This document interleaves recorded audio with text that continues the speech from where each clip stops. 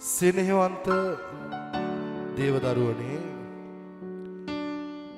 ජේසුස් ක්‍රිස්තුස් වහන්සේගේ නාමෙන් සෑම දෙනාට ආශිර්වාදමත් දවසක්. ස්වාමීන් වහන්සේගේ පාද පාමුල අපට උන්වහන්සේ දුන්නා වූ ව්‍යවස්ථාව මේ පොළවේ ජීවත් වෙන්නා වූ සෑම මනුෂ්‍යයන්ටම ආශිර්වාදයක් තිබෙනවා. මගේ සෙනෙහවන්ත දේවදරුවනේ අද දවසෙත් මේ මොහොතෙත් බොහෝ මනුෂ්‍යයන් යම් කාරණාවල පොරබදමින් සිටිනවා ඔවුන්ට ජය ගන්න බැරුව. සෙනෙහවන්ත දේවදරුවනේ උන්වහන්සේගේ වචනය මනුෂ්‍යයන්ගේ පාදයන්ට පානක්ව මනුෂ්‍යයන්ගේ මාවතට එළියක්ව තිබෙනවා. එනම් මගේ සෙනෙහවන්ත දේවදරුවනේ ඔබ ඒ ජීවිත ගමනේදී ඔබට ජය ගන්න බැරි යම් කාරණා තිබෙනවා නම් ඔබට දරුවනේ ප්‍රතිඵල එන්නේ නැති යම් දේවල් යම් යාඥාවන් තුල ඔබ පොරබදනවා නම් ඔබ බෙහෙවින්ම දරුවනේ හදවතේ තබා ගත යුතු දෙයක්. ඔබ ක්‍රිස්තුස් වහන්සේගේ වචනය තුල ඔබේ ජීවිතය ගොඩනගා ගන්න. මගේ සෙනෙහවන්ත දේවදරුවනේ ඔබ ජේසුස් වහන්සේගේ තුල සභාවකට යාම විතරක් ඔබ ක්‍රිස්තුස් වහන්සේගේ දරුවෙකු ලෙස නාමිකව ප්‍රකාශ කිරීම පමණක් ඔබ ස්වර්ග රාජ්‍ය රැගෙන යන්න යන්නේ නැහැ. මගේ සෙනෙහවන්ත දේවදරුවනේ ඔබ ව්‍යවස්ථාව තුල ජීවත් විය යුතුයි. දෙවියන් වහන්සේගේ අන්නපනත් රක්ෂා කළ යුතුයි. උන්වහන්සේගේ ව්‍යවස්ථාව තුල ඔබේ ජීවිතය ගොඩනගා ගත යුතුයි. උන්වහන්සේගේ වචනේ එපිස 4 වෙනි පරිච්ඡේදය තුල 26 වෙනි පදයේ මෙසේ සඳහන් වෙනවා. කෝප වුණත් පවු නොකරල්ලා ඉර බස්සින තුරු නුඹලාගේ කෝපය පවතින ඉඩ නාරිල්ලා. මගේ සෙනෙහවන්ත දේවදරුවනේ පාවුලුතුමා මේ එපිස සභාවට යවන්නා වූ යවුම් පත්‍රය තුල සඳහන් වෙනවා. කෝප වුණත් පවු නොකරල්ලා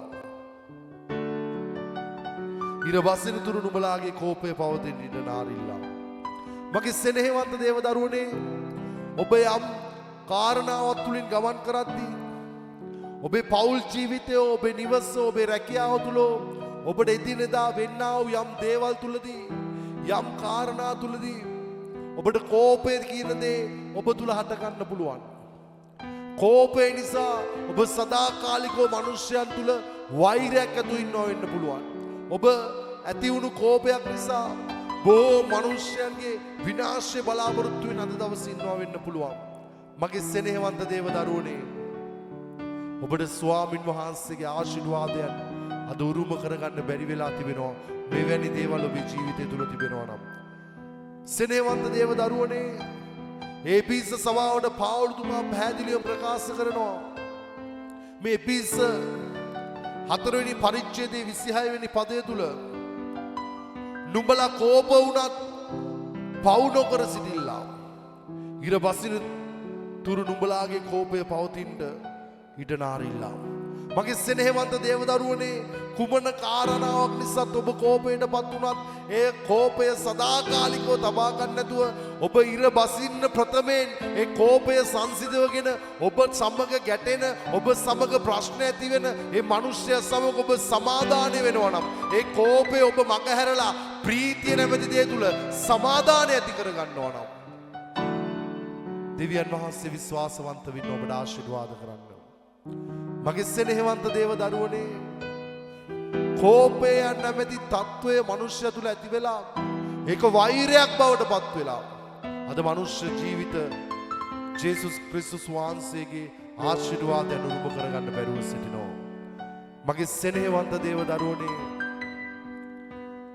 සෑම කාරණාවකදීම මේ පොළොවේ ඔබ ගමන් කරන්නා වූ ගමන තුල ඔබ පොරබදන්නා වූ කාරණාවන් තුලදී ඔබට යම් කෝපයන් වෛරයන් දරුවනේ ඔබ තුල ඇති වෙන්න පුළුවන්. මේ සෑම අවස්ථාවකදීම ඔබ ඉවසීමෙන් ස්වාමින් වහන්සේගේ අභිමුඛත්වයේ ඒ කෝපය පවතින්න නොදී දරුවනේ ඒ කෝපය මගහැරලා ඔබ නැවත ප්‍රීතියට ඇතුල් වෙනවා නම් නැවත සමාදානයට ඇතුල් වෙනවා නම් දෙවියන් වහන්සේ ඔබ ආශිර්වාද කරන්න විශ්වාසවන්ත වෙනවා. අපි එක්ව යාචනා කරමු මේ උදෑසන. අපට බොහෝසේ ප්‍රේම කරන ධර්මිෂ්ඨ සේනාවල දෙවිඳුනේ නාසරිය යේසුස් ක්‍රිස්තුස් වහන්සේගේ නාමයෙන් මේ උදෑසන යාචනා කරනවා ස්වාමිනී. මගේ දෙවියන් වහන්සේ යමෙක්ට ජය ගන්න බැරි කාරණා තුල ස්වාමිනී සිර වෙලා සිටිනවා නම් ජේසුස් ක්‍රිස්තුස් වහන්සේගේ නාමයෙන් ඒ කාරණාවලට ඔබ ආශිර්වාද කළ මැනව.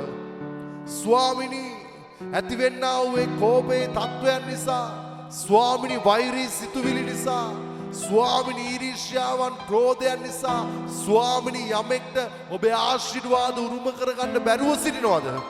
ජේසුස් ක්‍රිස්තුස් වහන්සේගේ නාමයෙන් ඔබේ ප්‍රේමේ නැමැති ස්වාමින් වහන්සේ හදවත ඔවුන් තුල තබලා ස්වාමිනී ඔවුන්ගේ කෝපය වෛරය ඊර්ෂ්‍යාව ක්‍රෝධය පහ කරලා ස්වාමිනී ඔබ වහන්සේ උන්ට ආශිර්වාද කළ මැනව.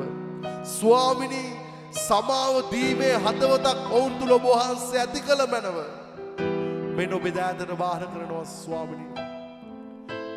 ඔබ වහන්සේම ස්වාමිනී අද දවසේ සෑම කෙනෙක්ට ආශිර්වාද කළ මැනව.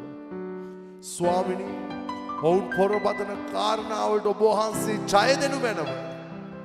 ඔබේ ස්වකීය බලවත් වස්තයට බාර කරන්නෙමු. ජේසුස් ක්‍රිස්තුස් වහන්සේගේ නාමයෙන්